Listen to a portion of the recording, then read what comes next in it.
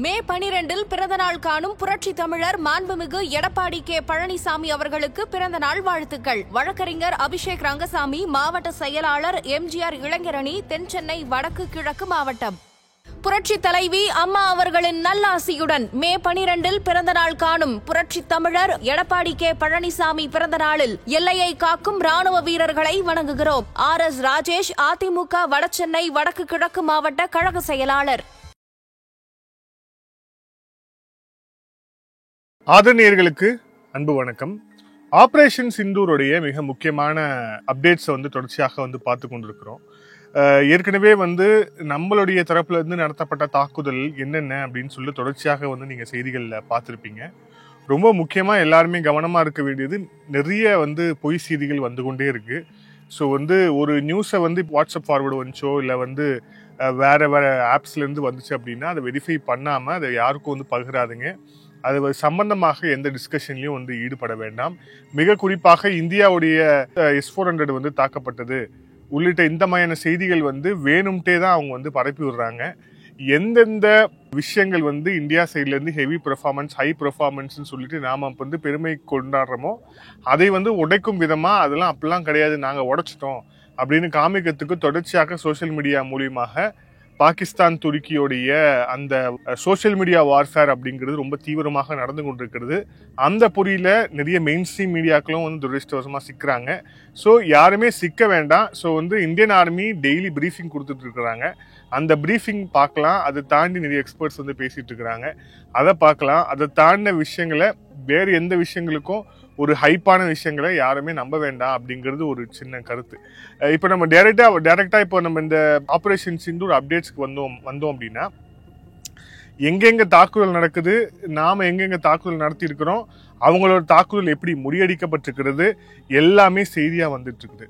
ஆனா இப்ப இந்த சுச்சுவேஷன்ல மிக முக்கியமான, மிகவும் அதிமுக்கியத்துவம் வாய்ந்த ஒரு சம்பவம் இங்க நடந்திருக்கு. அது எங்க அப்படின்னா, இந்தியாவுடைய ஒசீர்பூர் அப்படிங்கிற பகுதியில பாகிஸ்தானுடைய JF-17 விமானம் அங்க தாக்குதல் நடத்தியிருக்க போது அந்த தாக்குதல்ல ஏர் டு ஏர் மிசைல் அவங்க ஃபயர் பண்ணிக்கிறாங்க. ஸோ அந்த மிசைல் பார்த்தோம் அப்படின்னா PL-15E. ஸோ இந்த மிசைலை ஃபயர் பண்ணியிருக்கிறாங்க. ஆனால் அந்த ஃபயரிங் கரெக்டாக அதோட டார்கெட்டை, இந்தியன் டார்கெட்டை ரீச் ஆகலை. அதை ரீச் ஆகிறதுக்கு முன்னாடியே அது தடுத்து நிறுத்தப்பட்டு விட்டது. இப்போ விஷயம் என்ன அப்படின்னா, தடுத்து நிறுத்தினது பெரிய பெரிய விஷயம் கிடையாது. ஏன்னா நாம் பாகிஸ்தான் நடத்திய கிட்டத்தட்ட 98% அவங்களுடைய தாக்குதல் எல்லாத்தையுமே நம்ம தடுத்து நிறுத்தி இருக்கிறோம். ஆனா இங்க இருக்கக்கூடிய மிக முக்கியமான விஷயம் என்ன அப்படின்னா, JF-17 அது சைனாவுடைய தயாரிப்பு. சைனா பாகிஸ்தானுக்கு கொடுத்தது. அதை வாங்கிய காலத்துல JF-17 வாங்கிட்டோம், இனி இந்தியாலாம் எங்களுக்கு ஒண்ணுமே கிடையாது, ஒரு போர்னு வந்துச்சுன்னா நாங்க என்ன வேணா செய்வோம் அப்படின்னு சொல்லிட்டு அவங்களுடைய பாகிஸ்தான் ஆர்மி ஜெனரல்ஸ்லாம் பெருமையா அப்படியே மேடையில முழங்குனாங்க. ஆனா அது என்ன லட்சணத்துல இப்ப இருக்கு அப்படிங்கிற விஷயத்த நாம் ஒரு 3 நாள்ல இந்த ஆபரேஷன் சிந்தூர்ல அடிச்சு நொறுக்கிட்டு இருக்கோம் அப்படிங்கிறத பாக்குறோம். இப்போ இதுல என்ன ஒரு விஷயம்னா, இப்ப இந்த மிசைல் விழுந்தது இல்லையா, PL-15E மிசைல் விழுந்தது இல்லையா, இப்ப இது தொடர்பான ஒரு விஷயம் ஒரு விஷயத்தை நம்ம பார்க்க வேண்டியதா இருக்கு. இப்போ இந்த மாதிரி இது ஒரு ஆர்மி, சைனா பாகிஸ்தானுக்கு கொடுத்த மிக முக்கியமான ஒரு ஆயுதம். ஸோ அது இப்ப இந்த ஏர் டு ஏர் டிஃபென்ஸுக்கு பயன்படுத்துறது. அது நம்ம கிட்ட கிடைச்சிருக்கு அப்படின்னா, இப்போ இந்திய ராணுவம் குறிப்பா DRDO இவங்க எல்லாருமே அதை எடுத்து இப்ப அந்த சைனாவுடைய மிசைல் அங்குலமா பிரிச்சு அதுல இருக்கக்கூடிய காம்பனன்ட்ஸ் என்னென்ன அப்படிங்கிற எல்லா விஷயத்தையுமே பிரிச்சு அதுல இருந்து கிரிட்டிக்கலான இன்ஃபர்மேஷன் அதுல இருந்து எடுக்கப்படும். இதுதான் ரொம்ப முக்கியமான செய்தி. சரி, இந்த கிரிட்டிக்கல் இன்ஃபர்மேஷன்ஸ்னா என்னென்ன, அதை வச்சுட்டு இந்தியா என்ன செய்யும் அப்படிங்கிற ஒரு கேள்வி எழலாம். அதை ரொம்ப ரொம்ப விரிவாவே பார்ப்போம். இதுல என்ன அப்படின்னா, இந்த பாகிஸ்தானுடைய PL-15E இந்த ஏர் டு ஏர் டிஃபென்ஸ்க்கு யூஸ் பண்ணக்கூடிய அந்த மிசைல் அப்படிங்கிறது கிட்டத்தட்ட 145 கிலோமீட்டர் ரேஞ்ச் இருக்கக்கூடியது. JF-17 விமானத்துல இருந்து அந்த விமானம் தாக்குதல் நடத்தினா இந்த மிசைல்ஸை யூஸ் பண்ணி தான் அந்த தாக்குதலே நடத்துது. இது நம்ம கிட்ட எங்க கிடைச்சது அப்படின்னா, இப்ப அந்த ஒசீர்புரா பகுதியில நம்மளுடைய இந்தியன் ஏர்ஃபோர்ஸுக்கு சொந்தமான சுகாய் 30 அவங்க தாக்க முற்பட்டும் போதுதான் இந்த இது நமக்கு கிடைச்சிருக்கு.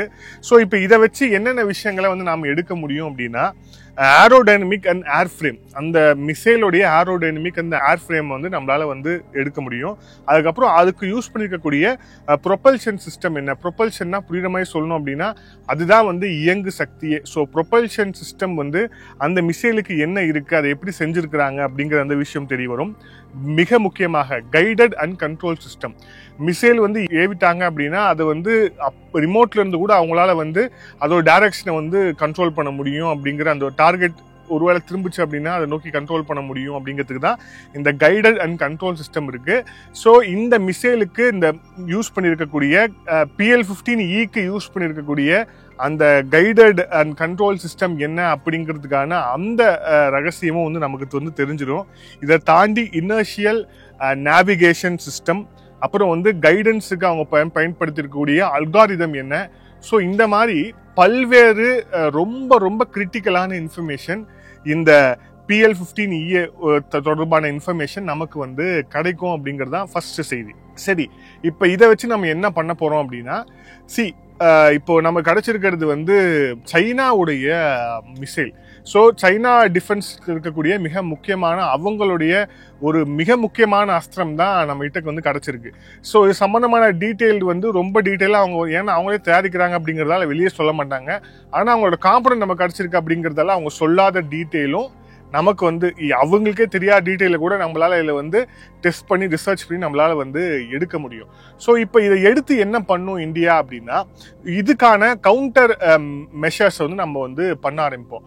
இப்போ இந்த மிசைல் வந்து இப்போ சைனாக்கும் இந்தியாவுக்கும் வந்து இந்த லடாக்கு, அப்புறம் இந்த 7 சிஸ்டர்ஸ் நாங்கள் வந்து சிக்கன் நெக்கை வந்து கட் பண்ணிடணும்னு தான் சொல்லி உதார் விட்டுட்டு இருக்காங்க இல்லையா.